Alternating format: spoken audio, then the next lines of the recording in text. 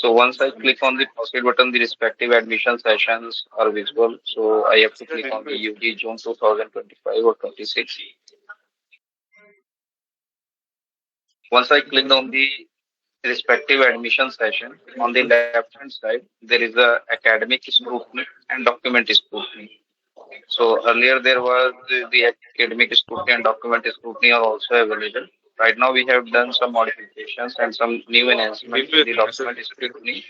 So those needs to be present among to you. So I need to click on the document scrutiny. So once I clicked on the document scrutiny, all the applications in the respective institutions will be visible on the mode of the non-CUT and CUT. So right now we are only doing the admission of non-CUT mode. So all the scrutiny, all the applications are coming under the non-CUT mode. So here I need to check whether the academic scrutiny of this particular application is marked or not, and the best of combination is selected or not, and documented scrutiny status. So I need to, for example, this particular application is in a pending state of the document scrutiny. So I need to click on the scrutiny option. Once I clicked on the scrutiny option, here you can see each and every document. So there are some checks that we have enabled in the system. So let me show you one by one. So here you can see the class 10th details photo under the personal uploads, photo, signature, PWD certificates, each and everything. So I am going to the photo section.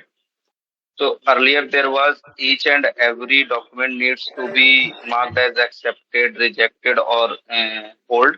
So if the document is okay, then you don't need to do anything. If if you need additional re-upload from the candidate ends, you only need to click on the re-upload. Required document re-upload, mention the remarks and save. So the re-upload option will be available to the applicant's dashboard and they can re-upload the document. There are some cases, there are some scenarios. For example, if you rejected the academic scrutiny, it means you have rejected the document scrutiny as well. So I'm going to show you the conditions. There are two additional rules. Let me zoom in. So additional rule, if academic scrutiny status is marked as rejected for an application, its document verification status is automatically rejected and cannot be changed to accepted or hold. This is for the institutions who have done both the academic scrutiny or document scrutiny. If they have marked the academic scrutiny is rejected, then there is no point of doing the document scrutiny of that particular application. And there is a second condition, if academic scrutiny status is pending for an application and its document verification status is set as rejected. If you are marking the document status as a rejected and the academic scrutiny status is still pending, then the academic scrutiny status is also set as rejected because you are not going to allow that particular application in the admission process. So this is the vice versa of the marking of rejected status. Only the pending academic scrutiny status can be marked as rejected if you are going to take the action through the document verification process. So I'm going to the photo once again. Here you need to re-upload. Under the signature, you need to ask for re-upload if you want. Otherwise, you can simply go to the final status. Under the final status, for example, this is the application where I am going into that particular section. So the current application is highlighted in green because I entered in this particular applicant through this particular application. And this applicant is also applied in the respective colleges for more application. Here you can see the preferences and the subject combination, whatever the major subject and the scheme, one major, one minor or two minor, whatever the schemes which has been offered by the universities. Also, you need to see the HI details, college and the university name, the academic scrutiny status, and the document verification status. So you need to see each and every things here. You only need to accept or reject the each and every application or in a bulk manner. So if you click on this particular checkbox, you can accept all these applications For example, this particular application is in a rejected mode. So if you are going to accept this particular application, system will not be allowed. For example, I am only click on this particular checkbox and mention the status as accepted, because the academic scrutiny is already rejected of this particular application and I want to accept the document scrutiny, then it's not possible. System will show you a warning. So system shows a warning, application form 85000122 was rejected at academic scrutiny. Document verification status for this application neither be marked as accepted or hold. If you still wish to process this application, please check the academic scrutiny status and update it to an acceptable state. So if you want to accept the document scrutiny, firstly you need to change the status of that particular application under the academic scrutiny. So this is the process of marking the applications under the document scrutiny. Now there is another option that I need to show you. This is the applicant overview. So under the applicant overview, we need to check the total applicants. These are the applicants, not the applications. These are the distinct applicants who are applied in your college in the multiple forms, of the applications. And there you need to check the academic scrutiny completed for 4 applicants, document verification completed for 4 applicants out of 17, and academic scrutiny pending for 13 applicants out of 17 applicants. Document verification is pending for 13 applicants out of 17. Here you need to see the percentage as well. Now there is an option. This table shows document scrutiny status for all applicants who have applied for any program in your college university. Click on view details to manage individual applicant documents. So you can see all the applicant details here. For example, in this particular college, there is a 17 applicants has been applied. So if I am going to click, so I am also going to show you. So here you can see these are the total forms. For example, this particular applicant and the applicant name is Mohsin Ali, and he applied 9 forms in this particular college. And the academic scrutiny accepted is 0. Academic scrutiny is rejected 2. Academic scrutiny is on hold 1. Academic scrutiny pending for the 5 applications. So 5, 2, 1, 8, and there is a one application is in a discarded mode that I have checked. So that's why it is showing. Just a moment, Mohsin. Mohsin, just a moment. Is it not audible for everyone? Because we have been getting a recurrent message in the group that no audio from some participants, some attendees. So please, we request you to confirm. Can no one hear that? Okay, then fine. So there will be some network issues probably with people who cannot hear it. Okay, Mohsin, please continue. Yeah, thank you, Prajal. Okay. So each and every institution have a clear visibility of the respective applicants, how many forms they have filled, how many forms they have done the academic scrutiny as accepted, how many forms they have done the academic scrutiny as rejected, and hold. Also, the document verification status is also showing. The accepted is 0, rejected is 2, hold is 0, and document verification pending is 7. And if they want to see the details of those particular applicants, they can click on the view details option. So once I click on the view details option, these are the information, the basic information of the applicant, and the status summary, academic scrutiny and document verification, accepted, rejected, on hold or pending. So, and there are the each and every application. For example, under this college, the particular applicant has been applied in the DU FCM BCom Bachelor of Commerce, Faculty of Commerce, and the preference is 2. Admission scheme is 1 major, 1 minor. The first major is a human resource management. If this is a 2 minor scheme, then this will be the first minor. And the second minor is the marketing management. Best of combination, yes. Count of subject 5.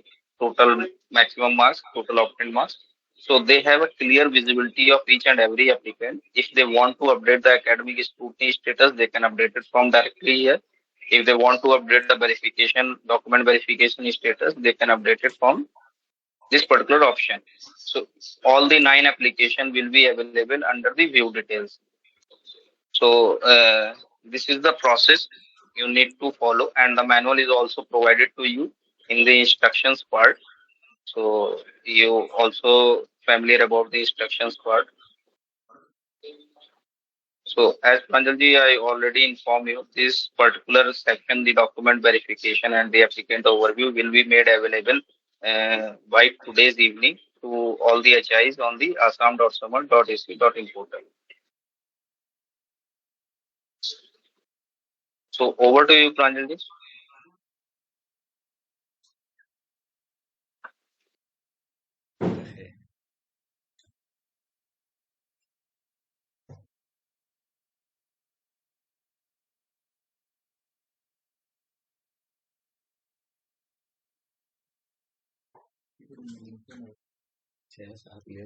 Document scrutiny হৈছিলে।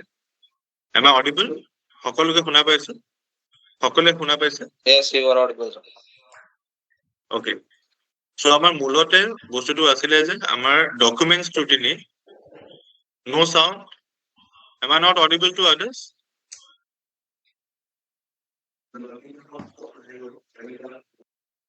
Yeah. Okay. Right. Okay. So our এই গোটেই বস্তুটো আমাৰ গোটেই প্ৰক্ৰিয়াটো আছিলে যে আমাৰ ঠিক আছে শুনিছে বাৰু, ধন্যবাদ। আমাৰ গোটেই প্ৰক্ৰিয়াটো আছিলে এপ্লিকেশন ওয়াইজ ডকুমেন্ট স্ক্ৰুটিনি হৈছিলে। এইবাৰ এই নতুন ইন্টাৰফেসটোৰ মাধ্যমেৰে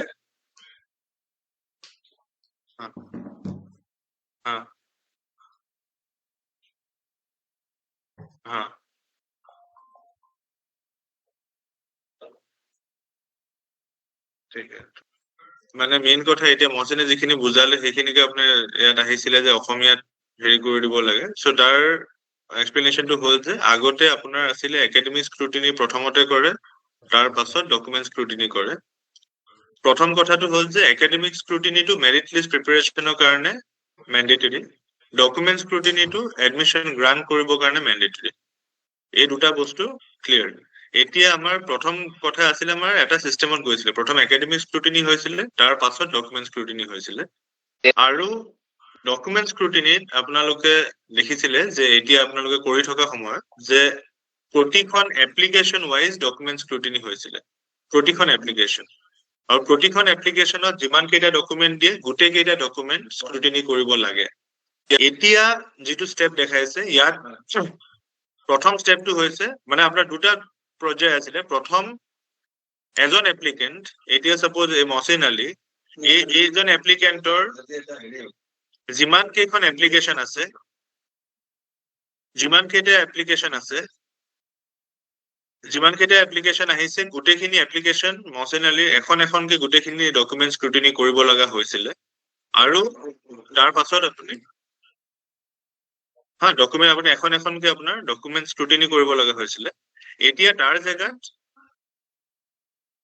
জেগাত এতিয়া হৈছে আপুনি একেখন উইন্ডোতে আমাৰ দুইখন এপ্লিকেশন আহিছে, আৰু দুইখন এপ্লিকেশন আপোনালোকে এনেকে দেখা পাই যাব যে সেইকেইখন এপ্লিকেশনত স্ক্ৰুটিনি হৈছে নে নাই। একেখন মানে আগতে এপ্লিকেশন ওয়াইজ হৈছিলে, এবাৰ এই ডকুমেন্ট স্ক্ৰুটিনি ডিফাৰেন্সটো আহিছে এপ্লিকেশন ওয়াইজৰ পৰা এতিয়া এপ্লিকেন্ট ওয়াইজ। মানে প্ৰতিজন ডিষ্টিংক্ট এপ্লিকেন্টে আপোনাৰ অনুষ্ঠানত যিমান কেইখন ফৰ্মছ দিছে সেই গোটেই কেইখন ফৰ্মছৰ স্ক্ৰুটিনি ডকুমেন্টৰ একেবাৰতে কৰিব পাৰিব, কাৰণ ডকুমেন্টখিনি একেই হয় ফৰ মাল্টিপল ফৰ্মছ। সেইটো এটা কথা। আৰু দুই নম্বৰ কথাটো হ'ল আমি দেখিছিলো যে এপ্লিকেশনত গৈ পেলাই আমি দেখিছিলো যে এপ্লিকেশনৰ ভিতৰত আমাৰ মাল্টিপল এপ্লিকেশনছ, আপোনাৰ এপ্লিকেশনৰ ভিতৰতো আপুনি দেখিব যে মানে একেজন এপ্লিকেন্টটো মাল্টিপল এপ্লিকেশন আহিব পাৰে। চ' মাল্টিপল এপ্লিকেশন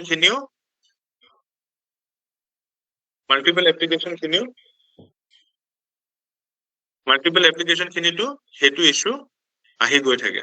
চ' সেইকাৰণে আপুনি এই বস্তুটো চাব, এতিয়া আপোনালোকৰ গোটেই মানে বিষয়টোত আমি এইটো কৈ আছো যে আপোনাৰ এইবাৰ একাডেমিক স্ক্ৰুটিনি আৰু ডকুমেণ্ট স্ক্ৰুটিনি প্ৰথমতে আপুনি দেখিছে দুটা বেলেগ বেলেগ কৰি দিয়া হৈছে।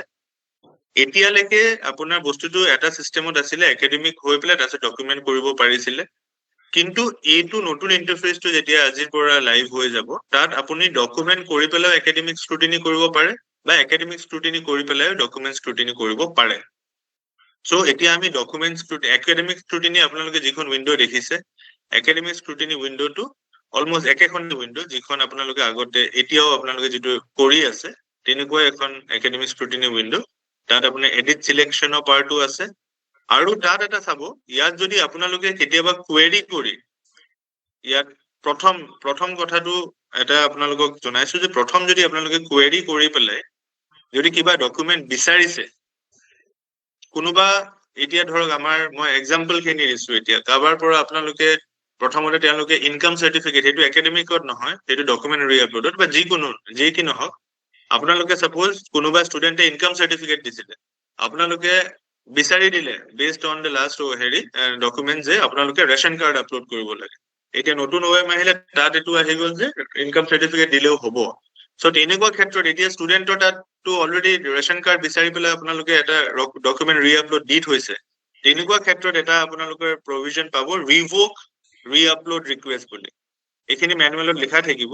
ৰিভোক ৰি-আপলোড ৰিকুৱেষ্টত আপোনালোকে ক্লিক কৰি দিলে তেওঁলোকৰ পৰা আপোনালোকে যিখন ডকুমেণ্ট বিচাৰিছিলে সেই ডকুমেণ্টখন তেওঁলোকৰ পৰ্টেলত সেইটো নাইকিয়া হৈ যাব। দেট উইল গেট, মানে সেইটো অট'মেটিকেলি ডিলিট হৈ যাব, আঁতৰি যাব। আঁতৰি যোৱাৰ পাছত আপোনালোকে ষ্টেটাছটো চেঞ্জ কৰি পেলাই সেইটো, যদি যিখন ডকুমেণ্ট আপোনাক, যিহেতু এতিয়া ডকুমেণ্ট নালাগে আৰু আপোনাৰ যিখিনি ডকুমেণ্ট আপুনি পাইছে সেইখিনি ডকুমেণ্টৰ বেচিছত আপুনি ডিচিশ্যনটো ল'ব যে তেওঁক আপুনি একচেপ্ট কৰিব নে ৰিজেক্ট কৰিব।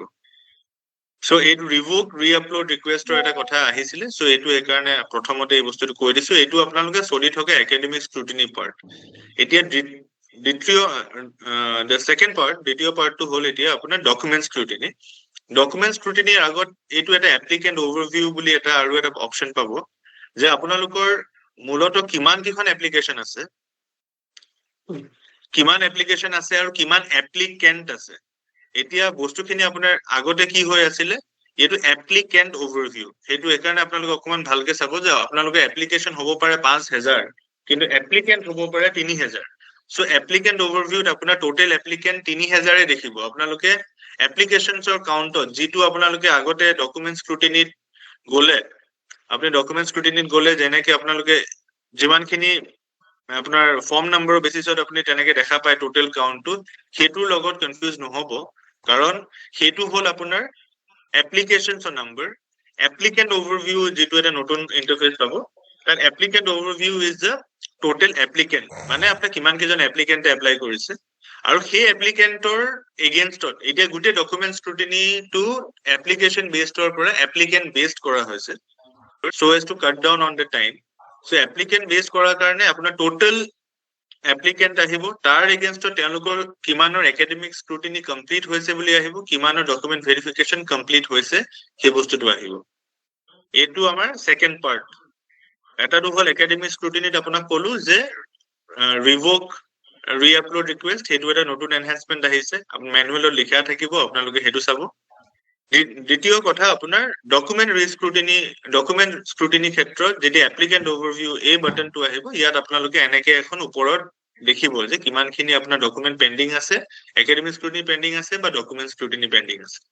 ইয়াৰ ভিতৰত কিছুমান ৰুল আছে, যিখিনি মচিনে কৈছে সেইখিনি আমি আকৌ এবাৰ কম সেই বস্তুটো। এতিয়া আমি আহিছো ডকুমেণ্ট স্ক্ৰুটিনিলে। এতিয়া ডকুমেণ্ট স্ক্ৰুটিনি দুটা চাইডৰ পৰা যাব পাৰে। ইয়াত যদি মই এতিয়া ক্লিক কৰি এপ্লিকেণ্ট অভাৰভিউ পৰা ক্লিক কৰি পেলাই ভিউ ডিটেইলছত যাওঁ, এনেকে গ'লে সেইগৰাকী এপ্লিকেণ্টৰ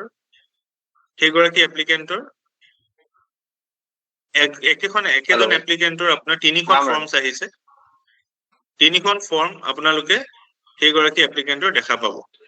4খন ফৰ্ম আহিছে, গোটেই 4খন ফৰ্ম আপোনালোকে দেখা পাব যে ডকুমেণ্ট ভেৰিফিকেশ্যন। এতিয়া চাওক, একাডেমিক স্ক্ৰুটিনি 3খনত হৈছে, এখন হোল্ডত আছে। ডকুমেণ্ট ভেৰিফিকেশ্যন 4খনতে হৈছে।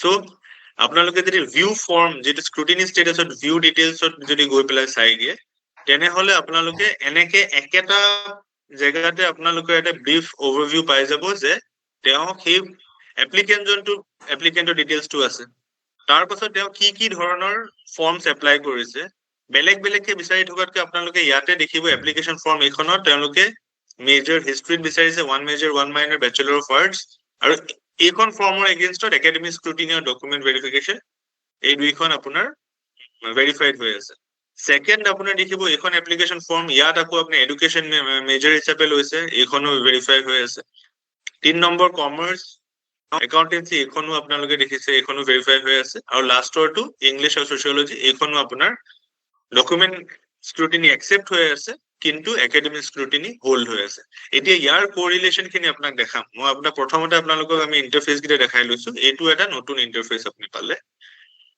এতিয়া ইয়ালে যাবৰ কাৰণে ডকুমেণ্ট স্ক্ৰুটিনি কৰিবৰ কাৰণে আপোনালোকে ইয়াত গৈ পেলাইও যদি আপুনি ক্লিক কৰে মানে ইয়াত আপডেট একাডেমিক স্ক্ৰুটিনি ষ্টেটাস ইয়াত যদি ক্লিক কৰে ইয়াৰ পৰাও আপুনি একাডেমিক স্ক্ৰুটিনিৰ পেজটোলে গুচি যাব পাৰিব বা আৰু ইয়াৰ পৰা যদি এক্সিট কৰে আপোনাৰ যিখন বাহিৰৰ ইন্টাৰফেস তালে আহি যাব পাৰিব আৰু নহলে ইভেন ফৰ ডকুমেণ্ট স্ক্ৰুটিনি ডকুমেণ্টৰো এখন যদি আপুনি আপডেট কৰিব বিচাৰে ডকুমেণ্টৰ কাৰণেও এই ডকুমেণ্টৰ পেজখনলৈ আহি যাব সো ইয়াত এতিয়া চাব মানে এই স্ক্ৰুটিনি ষ্টেটছৰ ভিতৰত সোমোৱাৰ পাছত ইয়াত যিকেইটা আপোনাৰ বাটনছ আছে একসেপ্ট একাডেমিক আৰু ডকুমেণ্ট এইকেইটা ক্লিক কৰিলেও আপোনাৰ এইকেইখন মেইন আপোনাৰ উইন্ডোজ আছে এখন একাডেমিক স্ক্ৰুটিনি আৰু এখন আছে আপোনাৰ ডকুমেণ্ট স্ক্ৰুটিনি যিখন আপুনি এপ্লিকেন্ট ওভাৰভিউত নগৈ পেলাইও যাব পাৰে সেইটো হ'ল এইখন ডকুমেণ্ট স্ক্ৰুটিনি ইয়াত যেনিবা এতিয়া আমি কৰি আছো এইখন এপ্লিকেশ্যনত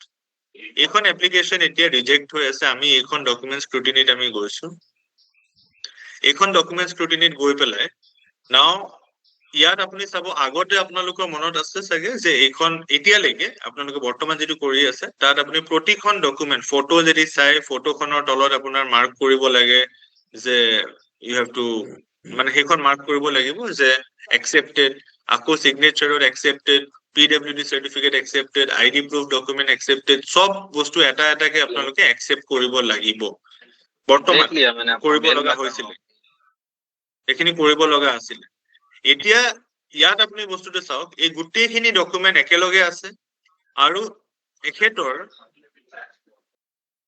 আপুনি যদি চাই এখেতৰ দুখন এপ্লিকেশ্যন আছে সৰল দুখন এপ্লিকেশ্যন আছে এতিয়া ইয়াত যদি আপুনি এবাৰতে ফাইনেল ষ্টেটাছত যদি ক্লিক কৰে তেওঁৰ যোনখন ফৰ্মত আপুনি কাম কৰি আছিল সেইখনো আহিলে তাৰ লগতে আৰু অন্য এখন ফৰ্ম যিখন আৰু এখন জমা কৰি থৈছিলে কাৰণ ডকুমেণ্ট খিনি একেই আপুনি এটো বাল্কত গুটেখিনি একেলগে সিলেক্ট কৰি লব পাৰে যে আমি গুটেকিখন এখন দুখন আছে বা 10খনো যদি থাকে গুটেকিখন ফৰ্ম আপোনালোকে একেলগে এটো মাৰ্ক কৰি পেলাই এই গুটেখিনি যদি আপুনি একসেপ্ট কৰি দিয়ে একসেপ্ট কৰি পেলাই যদি সাবমিট কৰি দিও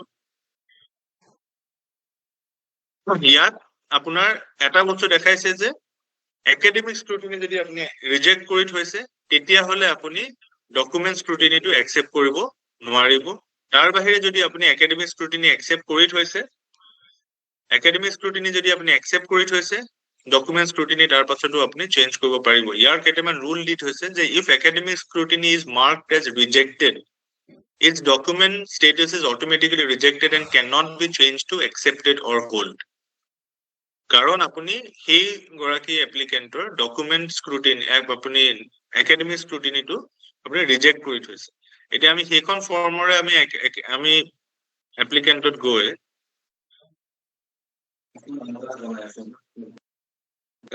জমা কৰিব লাগিব এইখনত এতিয়া চাওক আপোনাৰ ধৰ এইখন একাডেমিক স্ক্ৰুটিনি আমি আপডেট কৰি পেলাই এইখন একাডেমিক স্ক্ৰুটিনি এইখন চাওক ৰেজিষ্ট্ৰেচন নম্বৰ এইটো English major minor English FOA এইখনক আমি এতিয়া ৰিজেক্টেডৰ পৰা এইখন যেতিয়া আমি এখন একসেপ্ট কৰি দিম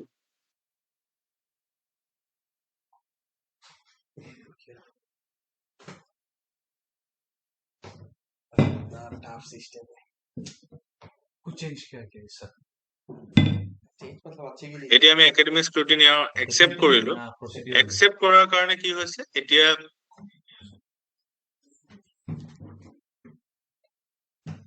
ইয়াত আপুনি চাওক সেইখন একাডেমিক স্ক্ৰুটিনি মই একসেপ্ট কৰি দিয়াৰ কাৰণে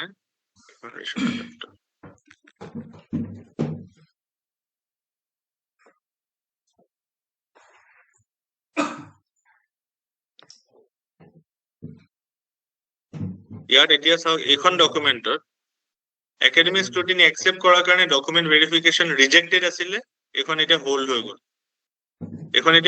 গ'ল। এতিয়া যদি আমি ফাইনেল ষ্টেটাছত গৈ পেলাই মই এইখনক এতিয়া একচেপ্ট কৰিব বিচাৰো, দুইখনকে একচেপ্ট কৰিব বিচাৰো, ইয়াতো আপোনাৰ এতিয়া ইয়াত এখন ৰিজেক্টেড আছে, এখন আপোনাৰ একচেপ্টেড আছে। এতিয়া ৰিজেক্টেড খনটো ৰিজেক্টেড, একচেপ্টেড খন যদি মই ক্লিক কৰি পেলাই এখন মই এতিয়া একচেপ্ট কৰিবলৈ যাওঁ, আৰু ইয়াত এইটো চাব, ইয়াত এইকেইটা প্ৰগ্ৰাম ডিটেইলছত আপুনি চাই ল'ব পাৰিব, ইয়াত প্ৰিফাৰেন্স অৰ্ডাৰটো দি দিছে যে সেই ষ্টুডেন্ট গৰাকীৰ এই ফৰ্মখন কেই নম্বৰ প্ৰিফাৰেন্স আপোনাৰ কলেজত, so it is preference 1, preference 4 কি আছে সেইটো দি দিছে। ইয়াত আপোনাৰ মেইন কথাটো হ'ল যে একাডেমিক স্ক্ৰুটিনি যদি একচেপ্ট হৈ থাকে তেনেহলেহে আপোনাৰ ডকুমেন্ট ভেৰিফিকেশনটো আপুনি একচেপ্ট কৰিব পাৰিব।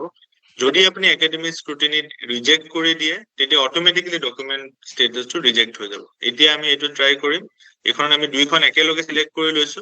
আগতে এখন এপ্লিকেশন প্ৰতিজন এপ্লিকেন্টৰ কাৰণে কৰিব লাগে, ইয়াত আপুনি এই এপ্লিকেন্টৰ দুইখন এপ্লিকেশনৰ ওপৰত একেলগে একশন লবলৈ গৈছে, একসেপ্টেড সাবমিট কৰিছে।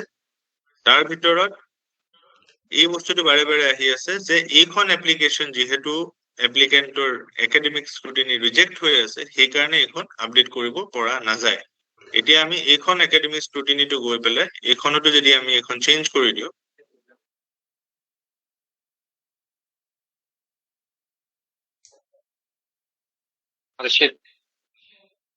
এখন যদি আমি এইখন একসেপ্টেড হিচাপে আমি চেঞ্জ কৰি দিও, এতিয়া আমাৰ দুইখন একাডেমিক স্ক্ৰুটিনি আমাৰ চেঞ্জ একসেপ্ট হৈ আছে। সো এইখন যদি আমি এটা পেজটো ৰিফ্ৰেশ কৰি চাওঁ, এতিয়া চাওক দুইখন একসেপ্ট হৈ আছে একাডেমিক স্ক্ৰুটিনি। এতিয়া একাডেমিক স্ক্ৰুটিনি যদি দুইখন একসেপ্ট হৈ আছে, মই সিম্পলি দুইখন ফৰ্ম, এখন ফৰ্মত চলি আছিলে মই বাল্কত দুইখন ফৰ্ম লৈ পেলাই, আৰু এনেকুৱা নহয় আপুনি যদি বিচাৰে যে এখন হোল্ডত থওঁ এখন অকল এখনকে একসেপ্ট কৰো সেইটোও কৰিব পাৰে, যদি ভাবে যে নাই মই গোটেই কেইখন একেলগে একসেপ্ট কৰি দিওঁ সেইটোও কৰিব পাৰে। So it's completely flexible. ইয়াত যদি মই এইখনক এৰি পেলাই অকল এখনক একসেপ্ট কৰিবলৈ যাওঁ এইখন ফৰ্ম একসেপ্ট হ'ব যিখনৰ ওপৰত কাম কৰি আছিলো। মই ভাবো যদি মই দুইখন একেলগে একসেপ্ট কৰো, দুইখন একেলগে কৰি পেলাই একসেপ্ট বুলি মই মাৰ্ক কৰি দিলে এতিয়া দুইখন ফৰ্ম একেলগে একসেপ্ট হৈ গ'ল। সো আপোনালোকে ডকুমেন্ট এই গোটেই কেইটা document for both the forms is accepted in one click. So that will আপোনালোকৰ গোটেই প্ৰসেসটো it will get it will be easier because আপুনি এপ্লিকেন্ট ওয়াইজ গৈ আছে। এতিয়া এওঁলোকৰ এপ্লিকেন্ট ওভাৰভিউত যেতিয়া যাব গৈ পেলাই এওঁৰ ফৰ্মখনত গৈ পেলাই এতিয়া যদি চাইগে চাওক এইখিনি আপুনি এখনৰ একসেপ্ট কৰিছিলে কিন্তু আপোনাৰ দুইখন ডকুমেন্ট একসেপ্টেড হৈ গ'ল। সো এইকেইটা ৰুলস আপোনাৰ আছে, আৰু ইয়াত তিনটামান ৰুল আছে। এটা ৰুল আপোনাৰ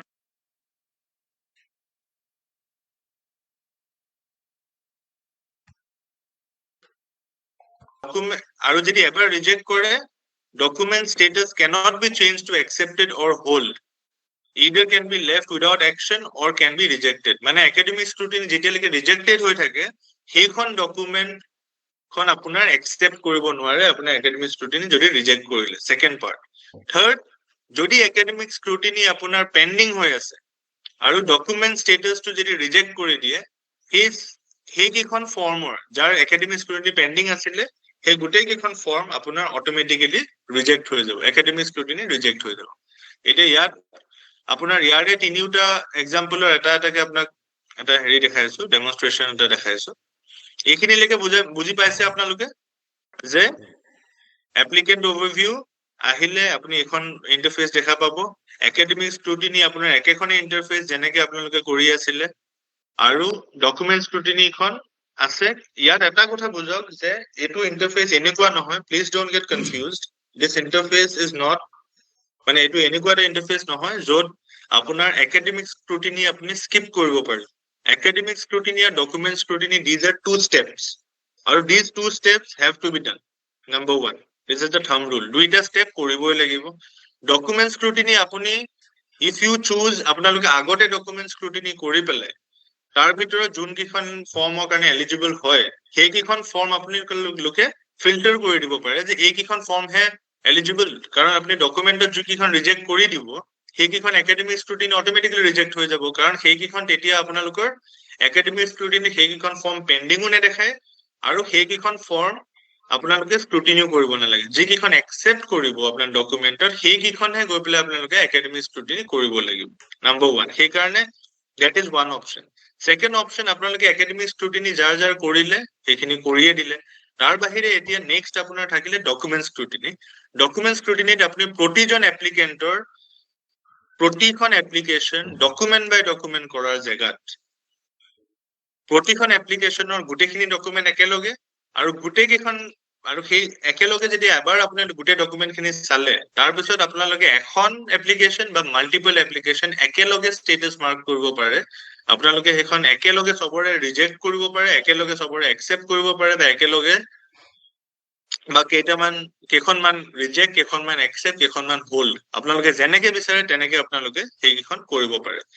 এতিয়া আপোনাৰ এটা ফ্ৰেছ আমাৰ যিটো থাৰ্ড ৰুলটো আহিছিলে যে if academic scrutiny is pending and document verification status is set as rejected, academic scrutiny shall also be rejected. এতিয়া আমি চাইছো আমাৰ ইয়াতে এখন নতুন ফৰ্ম আহিছে। এইখন ফৰ্মত আপুনি যদি চাই এইখন ফৰ্মত এভৰিথিং ইজ পেণ্ডিং। আপোনাৰ এইখনৰ মই এইখনত চাওক, এতিয়া এইখনত এইখন নতুন ফৰ্ম আহিছে। এইখনত একাডেমিক স্ক্ৰুটিনিও পেণ্ডিং আছে, ডকুমেণ্ট স্ক্ৰুটিনিও পেণ্ডিং আছে। তেখেতে প্ৰিফাৰেঞ্চ নম্বৰ 9 দিছে, জিঅ'গ্ৰাফী মেজৰ। আৰু এই গোটেইখিনি প্ৰক্ৰিয়াত এতিয়া আমি কি কৰিম, একাডেমিক স্ক্ৰুটিনিটো আমি আমাৰ কণ্ডিশ্যনটো আছিলে যদি আমাৰ একাডেমিক স্ক্ৰুটিনি পেণ্ডিং হৈ আছে আৰু ডকুমেণ্টখন যদি আমি ৰিজেক্ট কৰি দিওঁ একাডেমিক স্ক্ৰুটিনি ৰিজেক্ট হ'ব লাগে। চ' এতিয়া আমি এই বস্তুটো দেখিছো যে তেওঁৰ ক্ষেত্ৰত দুইখন পেণ্ডিং হৈ আছে। আমি এওঁৰ ডকুমেণ্ট স্ক্ৰুটিনিত আগবাঢ়িম। Let's go forward to the document scrutiny. বাকীখিনি কাটি লৈছো, ডকুমেণ্ট স্ক্ৰুটিনিত গৈছো। নাও এইখন ডকুমেণ্ট স্ক্ৰুটিনি চাই পেলাই আৰু ইয়াত সেইটোৱে আপুনি প্ৰতিখন ডকুমেণ্ট এবাৰ এবাৰ কৰিব লাগিছিল। ইয়াতো এটা পইণ্ট থাকিব ৰিকুৱায়াৰ্ড ডকুমেণ্ট আপলোড। ইয়াত যদি আপুনি ডকুমেণ্ট আপলোড ক্লিক কৰি দিয়ে, এতিয়া মই তেখেতক মই দিছো যে এইখনৰ ৰিআপলোড বুলি মই লগে লগে ছেভ কৰাৰ পাছত এতিয়া মই ইয়াত এটা অপশ্যন পাই গৈছো ৰিভোক ৰিআপলোড ৰিকুৱেষ্ট। এতিয়া যদি আমি গম পাইছো যে নহয় এইখন ডকুমেণ্ট ঠিকে আছিলে, আমি বিচাৰিলো কিন্তু নালাগে, তেতিয়া তেওঁ এই ৰিআপলোড ৰিকুৱেষ্টটো যদি আপুনি আকৌ ক্লিক কৰি দিয়ে অট'মেটিক মানে সেইখন আপুনি পঠোৱাৰ পাছত গম পাই পেলাই লাগিছে যে আমি ৰিআপলোড কৰিবলৈ দিলো। আৰু এইটো বাৰে বাৰে ভুলতে পঠাই থাকিব নালাগে। This is one option, critical option, জানে ষ্টুডেণ্টৰ তাত যেতিয়া দেখা পাই পেলাই তেওঁলোকে দেখিব যে আমিতো অলৰেডি ডকুমেণ্ট দিছো।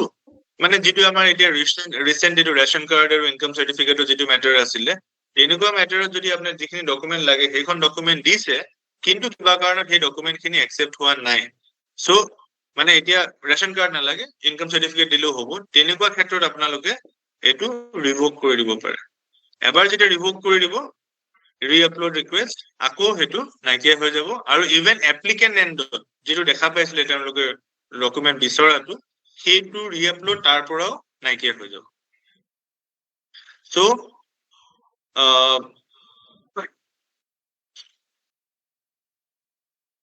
এইটো এটা এটাকে আপোনালোকে গোটেই বস্তুখিনি চালে আইডি প্ৰুফ ডকুমেণ্ট এই গোটেইখিনি একেলগে চেক কৰি পেলাই ফাইনেল স্ক্ৰুটিনি ষ্টেটাছত আপোনালোকে গ'ল।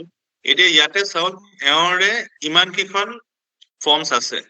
আমি এতিয়া একাডেমিক স্ক্ৰুটিনিত আমি এতিয়া একাডেমিক স্ক্ৰুটিনিটো আমি কৰা নাই। আমি ফাইনেল ষ্টেটাছত এই ফৰ্মখন, বাকী কেইখন ফৰ্ম একচেপ্টেড আছে, আমি এই ফৰ্মখন আমি ৰিজেক্ট কৰিব বিচাৰিছো ফৰ সাম ৰিজন। চ' এইখনক যদি আমি ৰিজেক্ট কৰি দিওঁ, আমাৰ এইকাৰণে ৰুলটো আকৌ এবাৰ কৈছো, যদি আমি ডকুমেণ্ট ভেৰিফিকেশ্যন ষ্টেটাছটো ৰিজেক্ট কৰি দিওঁ, একাডেমিক স্ক্ৰুটিনি যদি পেণ্ডিং হৈ আছে, তেতিয়াহ'লে academic scrutiny will also' be rejected. এতিয়া ইয়াত ফাইনেল ষ্টেটাছত আমি এইখন ফৰ্ম, যোনখন ফৰ্মত কাম কৰি থাকিব সেইখন আপোনাৰ চিলেক্ট হৈ থাকিব। অন্যান্য ফৰ্মৰ ক্ষেত্ৰতো যদি আপুনি লগাব বিচাৰে, এইটো যদি ক্লিক কৰি ৰিজেক্ট কৰে গোটেই কেইখন ৰিজেক্ট হৈ যাব। এইকেইখন নলগাই পেলাই যদি এখনক চিলেক্ট কৰি পেলাই ৰিজেক্ট কৰে, এইখনক মই এতিয়া ৰিজেক্ট বুলি মাৰ্ক কৰিছো। অ'কে, এইটো status update হৈ গ'ল, the document is rejected, automatically দেখিছে আপুনি academic scrutiny is rejected. এতিয়া applicantৰ endত আপুনি চাব এইখন আছিলে মানে আপোনাৰ applicant end নহয়, applicant dashboardত because document is rejected আপনি academic scrutiny touchই কৰা নাছিলে, but academic scrutiny automatically reject হৈ গ'ল।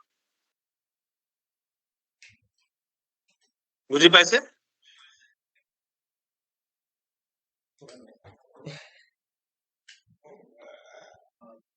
Conditions. The first condition is application এখন যদি scrutiny status is set to rejected, document status is auto rejected in all cases. So যদি এখন আমি রিজেক্ট কৰি দিছো সব অটো রিজেক্ট, সো এটাটো হৈ গ'ল, হেতু আমি এতিয়া হেতু এটা এক্সাম্পল চাও। academic scrutiny is set to rejected, document status is auto rejected. এতিয়া আমি যিকোনো এখন এপ্লিকেন্টৰ এওৰ ডকুমেন্ট এখনত এখন এটা ডকুমেন্ট একসেপ্ট হৈ আছে, আমি এই ফৰ্মখন একাডেমিক স্ক্ৰুটিনিত গৈ পেলাই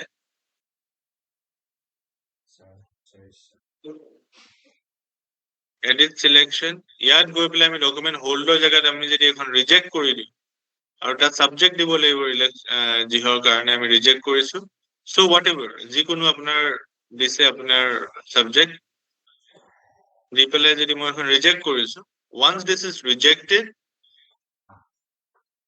এটো ৰিজেক্ট হোৱাৰ পাছত এতিয়া যদি আমি এই এপ্লিকেন্টৰ গোটেই হেখিনি চাও,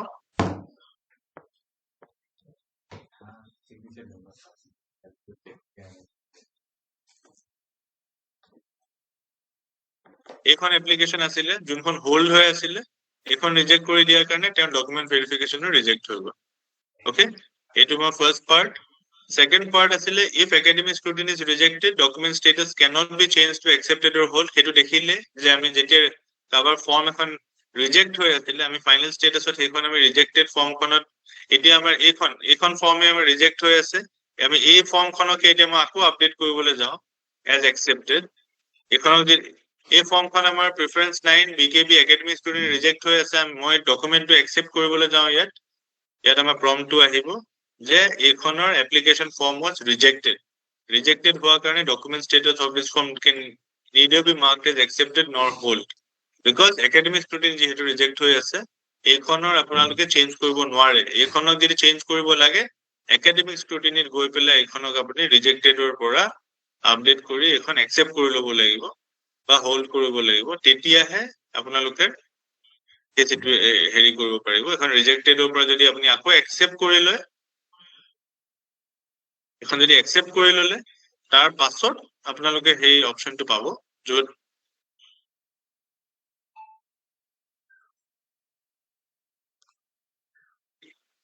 এখন এতিয়া আপোনাৰ চাওক এখন একসেপ্টেড কৰি দিলো, দুইখন ৰিজেক্ট হৈ আছিল একসেপ্ট কৰিলো, এতিয়া আমি ডকুমেন্ট ভেৰিফিকেশনত গৈ পেলাই এতিয়া যদি আমি একসেপ্টেড ডকুমেন্ট এখনক যদি আমি ফাইনাল স্টেটাস আমি একসেপ্ট কৰিবলৈ যাও, একসেপ্টেডকহে আমি ডকুমেন্ট ভেৰিফিকেশনত একসেপ্ট কৰিব পৰা যাব। এইখনক আপুনি ৰিজেক্ট স্টেটাসৰ এপ্লিকেশন একাডেমিক স্ক্ৰুটিনি যাৰ ৰিজেক্ট আছে তেওঁলোকৰ ডকুমেন্ট আপুনি একসেপ্ট কৰিব নোৱাৰে। তো একাডেমিক যাৰ একসেপ্টেড আছে তেওঁলোকক এতিয়া যদি মই একসেপ্ট কৰি দিও, এখন আপোনাৰ স্টেটাসত চাব